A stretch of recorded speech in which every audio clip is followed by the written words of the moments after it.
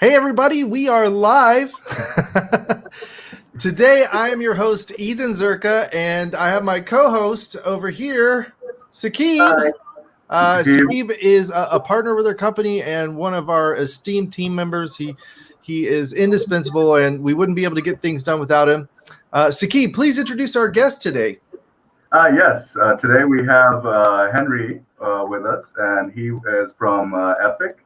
And Henry has a very, very long history in the hardware manufacturing industry. He actually, from 19 years ago, he was with ATI. I'm sure a lot of you gamers know ATI. And I'd like Henry to take it away, and please introduce yourself. Yeah, we're very excited to have you, Henry. Thanks so much for being part of this podcast. I've been excited to have you on for quite some time.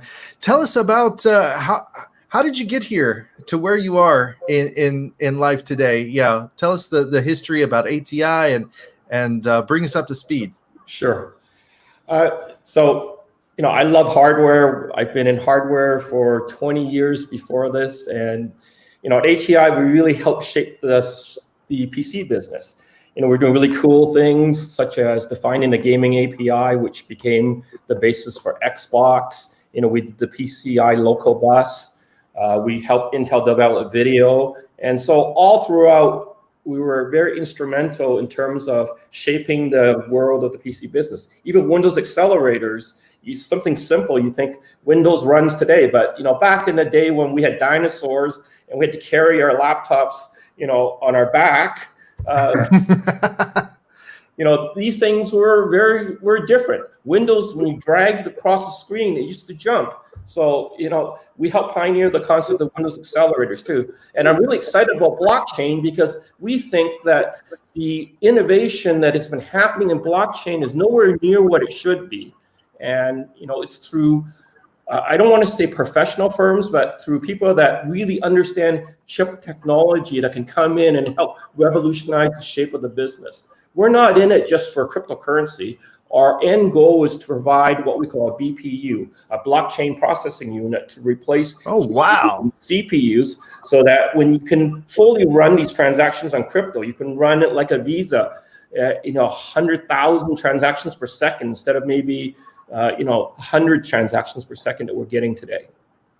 That is absolutely fascinating and amazing. Can you explain to our audience what would be the hardware difference? Would you be using some sort of application-specific integrated circuit instead of a generic CPU, or Okay. Yeah. So basically, the key difference is that in crypto today we have mostly hashing. We have hashing chips. So you build one circuit, you replicate it, you optimize it for power and frequency. Those are what we call the hash-rich chips, or your traditional cryptocurrency chips. Then you have this next year, you have the stuff above it, which is the a memory-intensive chips. So there aren't a lot of memory-intensive chips today. You typically look at these like an Equihash, for instance, or like a Grin, and the GPUs are all in this memory-intensive category. There's a lot of innovations there, and crypto only uses a part of the circuit. So when we look at a full BPU, what you get is something that's more general purpose, that's adaptive to more algorithms, and they're highly integrated. You see this trend already in AI chips where memory is going into the ASIC. You'll see the same thing happen in blockchain processors as well. That is really fascinating. And did you expect that those would be as efficient as that technology would be more efficient than the current technology that we have right now? Oh, definitely. Basically, today you're talking about general purpose applications. So you're going to do blockchain today on CPUs and GPUs. And, as good as they are, they're not designed for super fast transactions. You saw Intel put up their SGX extensions. That's going to get you some improvement, but nowhere near what you need. So I'm envisioning a room of racks of blockchain processors, which are, 100 times more efficient than a GPU-CPU combination. Wow. And are you talking about efficiency in just speed or power, or both? Both. Wow. That is really that is really cool. Do you have anything to show us in regards to that? Do you? Well, I don't have anything to show you in that respect, but I can show Okay. you. I can show you what. Basically, this is a box. This is half a wafer of chips. So a chip, basically a wafer is a 12-inch disc, and there's little squares on it. You cut up the squares and it becomes the chips. So we've got 4 of these racks in here, and I don't know if you can see. Oh wow, yeah. So each one of those little squares is a processor? That's correct. So each one of these is a chip that we use on our recently announced SC200 rig. That is really cool. I'm always fascinated and love to see technology being developed and manufactured and created. Right. Tell us. It looks like on a board. So sorry. Okay. Just to give you better, because that one's hidden in the carrier, so you can see each one of the chips are here. Oh wow! And is that a hash board? That's correct. For hashing. Wow. And I can see that there's very few chips. Yeah, normally there's many chips on there. So, and that's because these chips are so much more efficient. That's why you need fewer per hash board. That's correct. We design the chips to a certain power envelope. We're doing the Blake 2B algorithm, and so it's not as power intensive as the SHA-256 algorithms. Are you planning on moving to any other algorithms? Or? Yes, we are. So this is the first of three rigs that we have planned. So we'll have a rig. I can't talk about them now. Oh man. Well, I can tell you lots of back channel stories about how this industry is a little bit nefarious in terms of competitive position. I'm sure you've run into them as well. Yeah, absolutely. You pre-announce a product, and your competitors then announce a product that has better specs, but they have no intention of shipping, and they end up stalling your sales. So that's why we keep our products close to our chest. So I've got 2 more rigs coming, and we'll go into higher and higher into the cryptocurrency stack as far as point popularity. Excellent. That's tell us a bit more about the woes and the pitfalls of the industry, because I totally understand what you're saying, right. And exactly what you've said I've seen happen. I've seen one manufacturer come out with a spec miner, and then suddenly another manufacturer claims that they've got a 2.0 version of it, and it never comes to fruition, and it does burn the sales of the other miner. So tell us a little bit more about these kind of stories that you've had. Sure. Can you extend the podcast by another 3 hours? No, unfortunately not. But we can have you on another time. Sure.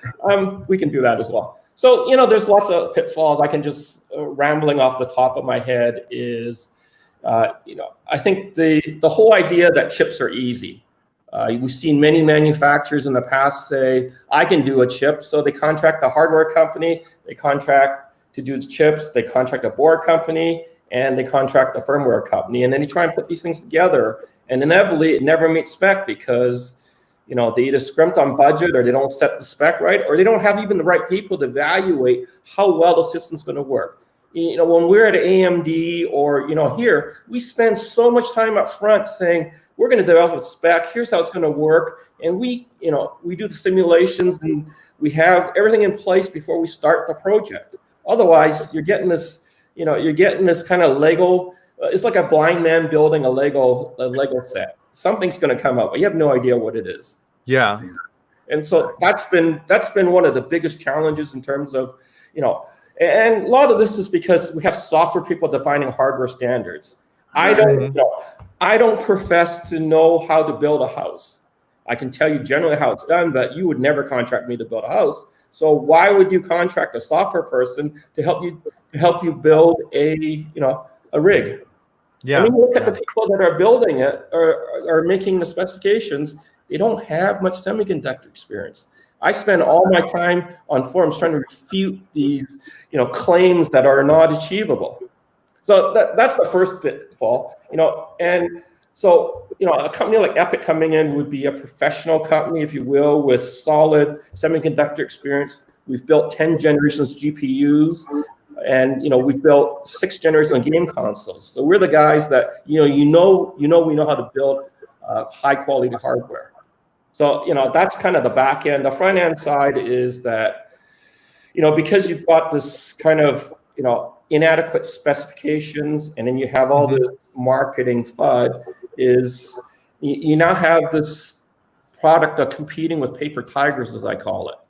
Right? So people announce a spec and they won't achieve the spec, or they have no intentions to release the product.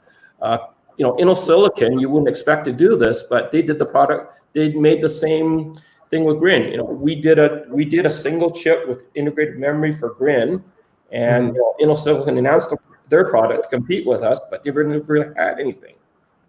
So those are examples of how the industry works. So, Henry, it seems to me that you make it sound like everything is happening all at once, that there isn't kind of a linear progression, that it's just software is trying to create software, where hardware is trying to create hardware, while marketing is trying to, generate interest in sales. Is it really happening like that, or is there kind of more of a linear step-by-step process? Well, you can look at the development flow as somewhat orthogonal, right? So marketing is going to look at it and say, here's the market for it. Here's kind of the products we need to do. Engineering will look at it and say, okay, we know this algorithm can do this, and we think we can get this type of efficiency. We're going to intersect it with a 16 nanometer process or a 7 nanometer process. We're going to dissect our competitors' parts. We're going to study the algorithm, see how they can be engineered, and it's going to be a combination of all those ideas coming together that will make a great rig. Where does inception come from? Does inception come from the marketing side, listening to what the market wants, or does it come from the engineering side, saying, here is what's possible and this is our next level of improvement that we can move towards? It's going to come mostly from engineering. Marketing will help determine which coins are popular and kind of the market dynamics. But really, it's a technical issue. Marketing can only take it so far. So we can say yeah, let's do it, but engineer might come back and say this doesn't make any sense.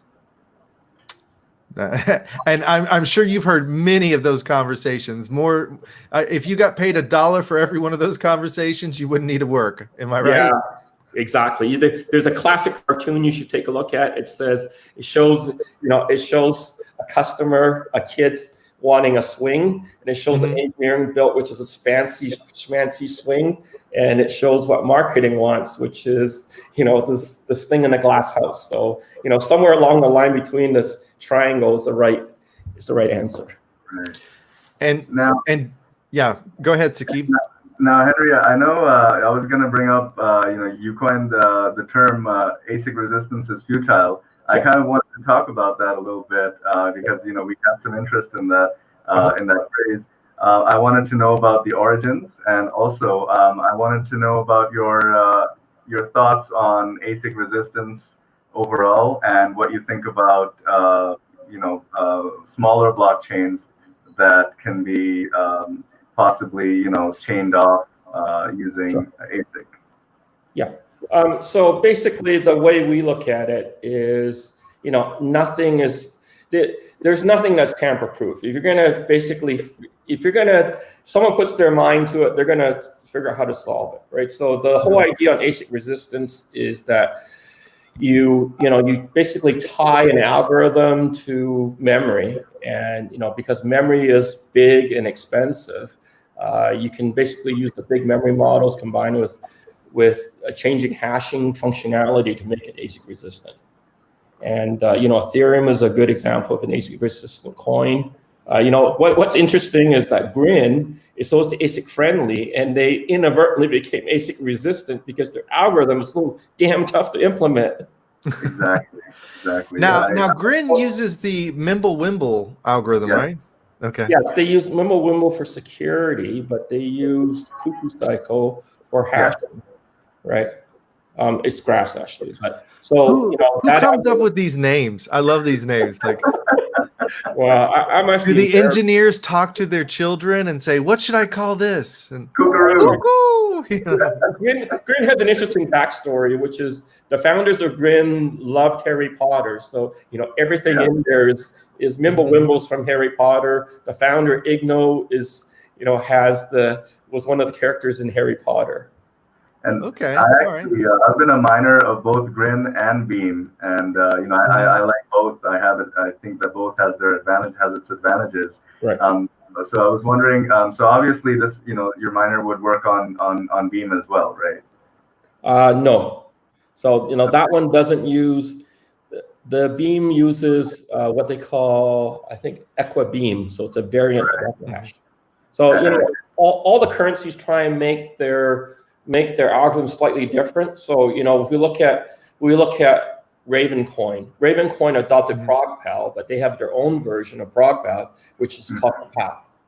Yeah. So in order for us to make it ASIC in order for us to address an ASIC resistant coin, is we have to build the algorithms into the ASIC, right? So there could be nuances, but one little change means that we have to change the ASIC. So we try and build this variability in to support the ASIC resistant coins.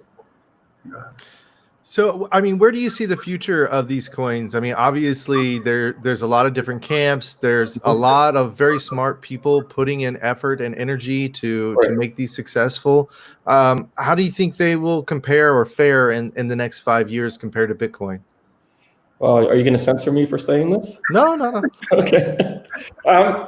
So I guess, first of all, there's way too many coins, right? There's 1,000. I think if I look at the periodic table, there's over 1,000. Oh, over 1,000 easily. Right. And of them, really only 20 of them have any practical value. So the market's somewhat saturated. I think you're going to see the stable coins survive because it is always a market for kind of safe type instruments. You're going to see the coins with big adoption survive, although I think mining will change dramatically on this. You see a new application of staking, which is just another form of holding a coin. And then I think the ones I'm really excited about are the application coins. We love Saya for the reason that it really promotes the user.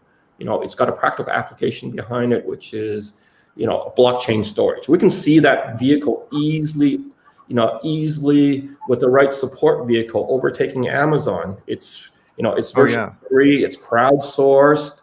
And it's got superior technology. I think Saya's stream is very interesting from that standpoint, that you can do streaming media on it. It's going to cost like 1/5 of what it costs to host on Amazon. So all the amateur producers, all the YouTubers can now hold their petabytes of storage on Saya. And then Saya has QoS built in, which isn't available to the small companies. I actually mined Saya dual mining on my GPUs. While I was mining it all 2017, and I've seen them grow into a really nice option for a decentralized storage platform. Yeah, and I think the best yet to come because their pace of innovation has really stepped up. Yeah, I've always been very interested in them as well, but. Saqib, if you could, let's take a moment and let's thank our sponsor for today's show. Yeah, definitely. Well, this episode, guys, has been sponsored by EcoChain, an up-and-coming player in the cryptocurrency mining industry. EcoChain is focused on powering their expanding set of data center assets with 100% green energy. EcoChain it's a new venture. It's wholly owned by a public traded company, Mechanical Technologies Incorporated. OTC is MKTY, and they want to secure the blockchain with a green and renewable energy. It's good for the planet, good for the crypto ecosystem, and they're currently looking to acquire additional mining operations aligned with their strategic model. So if you have a mine or you would like to sell equipment, you think you might be a good fit, email them, and the email address is proposals@ecochainmining.com. And I'm going to go ahead and copy this and paste this into the chat. Yep, proposals at ecochainmining.com. Yeah, thanks a lot. Thanks a lot, Saqib. And just like Saqib said, they're innovators in the industry, so give them a shot. Definitely. All right, back to Henry. Let's see, where were we? We were talking about algorithms and we were talking about ASIC resistance. Also it's important to note that manufacturing is going through a lot of troubles right now because of the pandemic. Yeah, but Scott Offer does have a question, so let's answer that question real quick for Scott. So Scott says, yeah. Why is resistance important, basically, is his question. Well, there's an inherent belief that, ASICs are bad. We see the centralization in China. We see practices by evil manufacturers like Bitmain who are doing self-mining, where you keep the best products for yourself, you use them, you gather all the money, and then when you release your new generation of product, when you have another product coming out, then you release your old products. So a lot of the blockchains want to get rid of this domination by ASICs and place the power and decentralize into smaller miners. So that's the theory behind ASIC resistance. Most of the ASIC resistance technology has been designed twofold. Number one, in GPUs, they're supposed to be widely available, which is a total fallacy because we know that GPUs are highly centralized in the same areas that are, also doing mining in China. And I'll tell you a deep, dark secret that no one knows. Yes, please do. Okay. You heard it here first, right? Okay. I'm ready. Okay. So a lot of the GPU board manufacturers are doing self-mining. So why do you think there's such a shortage of GPUs in 2018? Why should someone sell a GPU board to you for $300 when they could keep it for themselves and get ROI in 4 months? That's what's happening in Ethereum. Wow. Okay. I never thought of it that way.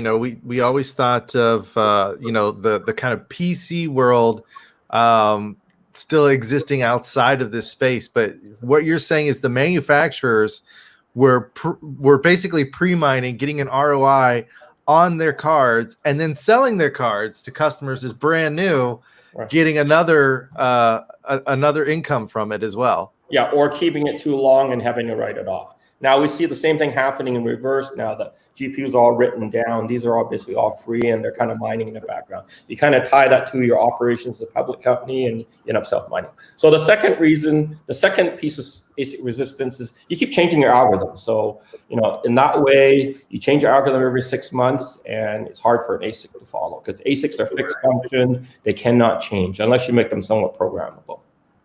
Right. And wow. So these chips that you spoke about, are they programmable? Can you speak about that? The chips that we're working on are not programmable at this point. They are fixed function. Fixed function is the fastest. You typically build the specialized cores and then you can make them run fast. So, somewhere between a GPU, your programmable blockchain processor can be somewhere between a fixed function and a GPU in terms of performance and functionality. I see. We've got Rico Liberty Report here saying centralization is being broken up with the last halvening and big players moving into Quebec, Georgia, Texas, Nebraska, Argentina, Venezuela, Kazakhstan, Iran, and other places. What are your thoughts on this? I would agree with that point in general, but I still think access to technology is the key, right? So fundamentally, we're going to see a bunch of things happening in 5 nanometer. This is going to go way beyond the scope of this discussion, but the availability of new technology is very limited from the standpoint that we see Xbox ramping, we see NVIDIA's 7 nanometer GPUs ramping, we see Apple's new processor ramping. So those are going to swallow up most of the supply for new technologies. We're going to see the market in Bitcoin stabilize so that it'll be much like the S9 when it came out, that because 7 nanometer was not available, we saw the market stagnate at S9 levels for 3.5 years. You're going to see a little bit of that happen in the new Bitcoin product. So that's going to lead to this decentralization you're talking about. But the moment the 5 nanometer parts come out, you're going to see this big rush back to centralization that you're going to use the new hardware to obsolete the old hardware. Now, what do you know about the 5 nanometer process? Because everything that I'm hearing is they're still struggling with reliable manufacturing with that. we can only get the pathways so close together before we start having artifacts like quantum tunneling and things like that. So I mean, how much progress is being made on that? And another thing too is a lot of people don't understand is people think that if you half the nanometer, you double the technology, but that's not actually true. Can you dispel that myth to everybody? Yeah, I think the way you should plan on this is that you're going to get traditionally, you're going to get 30% improvement with each generation, and then you can decide how that split of 30 is improved, right? You can either divert it to a 30% more performance or 30% less power, and then you can optimize through little tweaks like custom, basically custom development to try and improve your power efficiency. So those are the knobs that you turn, and then you can also change the die size and whatnot. But to get back to your question about 5 nanometers, what's going to happen? I think you're going to see TSMC run away with the technology. And you already see that. If you turn, for the readers that are interested, I would urge you to refer to Wikipedia and type in 5 nanometer. There's a comparison between Samsung and TSMC in terms of transistor density and memory density. You'll see that TSMC is, depending on which variant of 5 you compare, is between 30 and 50% denser. That means you can pack more information into the 7s. That's why you see that, Apple, all the high performance guys in HPC, which crypto is in the category of, have all gone towards TSMC. Samsung's going to carve its niche in low power, but crypto doesn't want low power. We want the highest hash rate.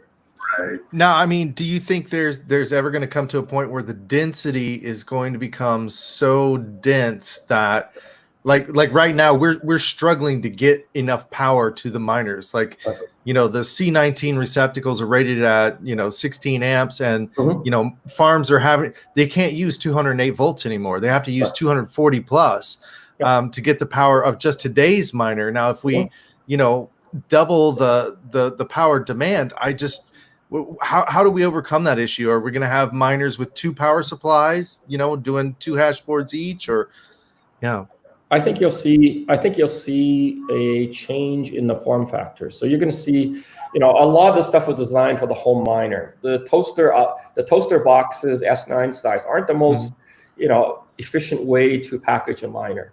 I would, if I were doing it for industrial miner, I would do blades, right? And we can do much better in terms of airflow and form factor and density.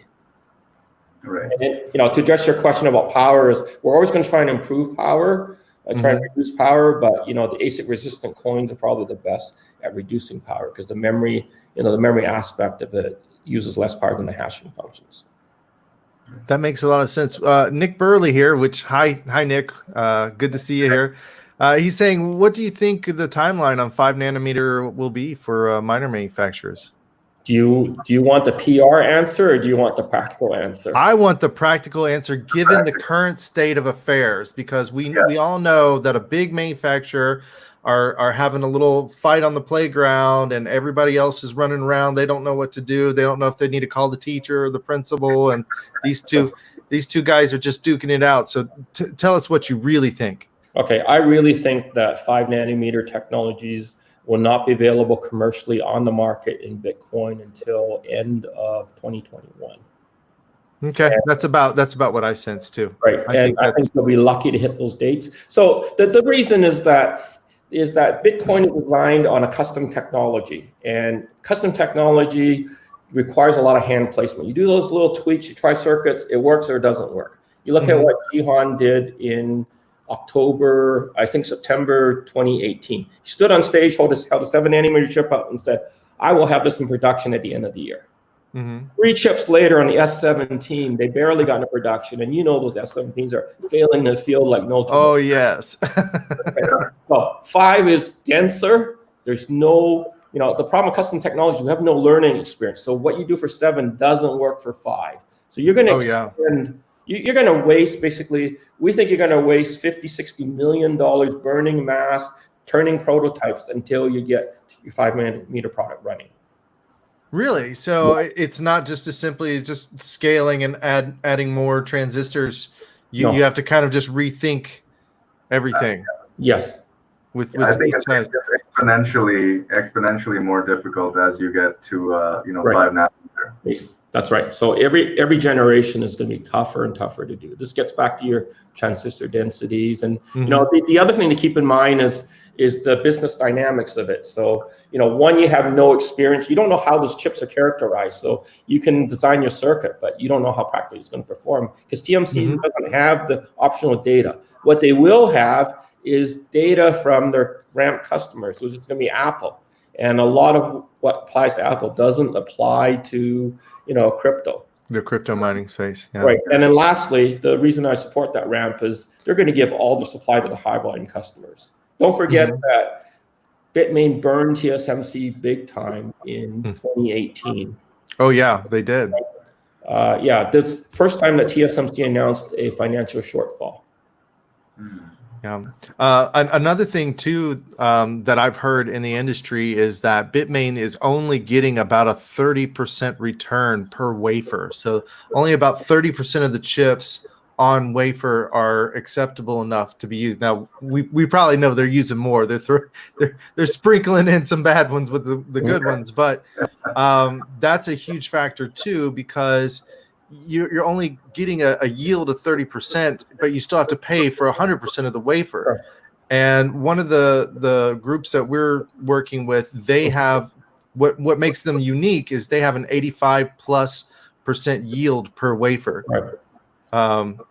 So do you think that has a huge factor in what lies ahead for Bitmain as well? Like, it's not. I doubt it. It just. I don't know systemically what their problem is, other than I know they got some political problems right now, which is causing a war between Beijing and the Hong Kong branch. So they can't basically Bitmain can't ship. I think that the S17 is a byproduct of having chips that don't make spec. So this is very similar to what you see in the GPU industry or CPU industry, where you sort chips into high bin and low bin, and the low bin becomes the ST17, and the high bin chips become the S17. So you got to run more tests on them. Yield is typically based on defect density. So you got errors on the on your wafer, and the more dense, basically the bigger your chip, the more errors you're going to get. So there's more likelihood of getting a bad chip on a yield standpoint. But the Bitmain chips are small, so I don't think that's the issue. I think their issues are kind of more kind of binning related. Okay, yeah, that's a very interesting perspective. So, Henry, I wanted to ask you, as far as the challenges that you're facing, as far as getting your miners out there during this Corona COVID-19. Oh yeah, show us your miner real quick, Henry. Right. We didn't get a chance to see it. How many of you watch MacGyver? Oh, I do. Wow. Okay. Yeah. So we've had to do everything to become a MacGyver. So we're supposed to have chassis for our rig, and lo and behold, they don't appear, right? Because the can't get enough aluminum, or the person making the die stamp isn't there, or so. Oh, wow. This is what we had to do. Right, we made it in plastic because we had to start testing. Actually, that looks pretty cool. I wouldn't mind having one of those. Yeah. That's what we do to our PCs. Yeah, we got the heat sink spec wrong, so when we did the thermal testing, they were off. So we bought these, from old RF equipment, and then one of our guys bought a CNC machine on Kijiji, and just machined them out there. Exactly. Right. So here's the old. I got it wrong. Here's the ones we machined. Right? Okay. And here's the production one. Oh yeah, much better. Right. Much better. But these are the things we had to do. Like, I could tell you stories about COVID bring up. We were currying boards between everybody's houses. We rented extra oscilloscopes and test equipment, to put in everyone's home so we could be doing concurrent bring up. That is on Zoom. Yeah, this will be a story for the ages, and I think we're so lucky to have had you on today, Henry, and to talk about these things. Henry, can you tell everyone what's a good way for them to get a hold of you, to reach out to you? Sure, you can reach me on Telegram at Henry_epic. Okay. Henry_epic. Okay. Henry_epic. And is there an email, or is that just your preferred way? That's my preferred way. Okay. Excellent. Okay. This way I keep track of the conversations. And then if you want to take a look at our Sidecoin miner, go to our website under I think it's epicblockchain.io/mining-SC200. Right. And okay. You'll get, we put some technical information up there so you can see some of the differences that we went to in terms of engineering a miner for quality.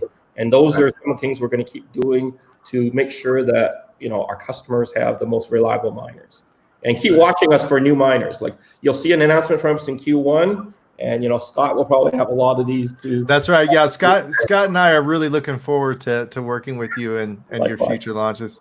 Yeah, I love Scott's comments on Telegram, and he's such an interesting character. All right. All right. Scott. All right. Thanks. Well, thank you very much, again. Henry. Okay. Thank you very much for having me here. I hope to work with you guys again, and I'll see you at Mining Disrupt. All right. Thanks. All right. Okay. Bye. See you at Mining Disrupt, guys. Bye.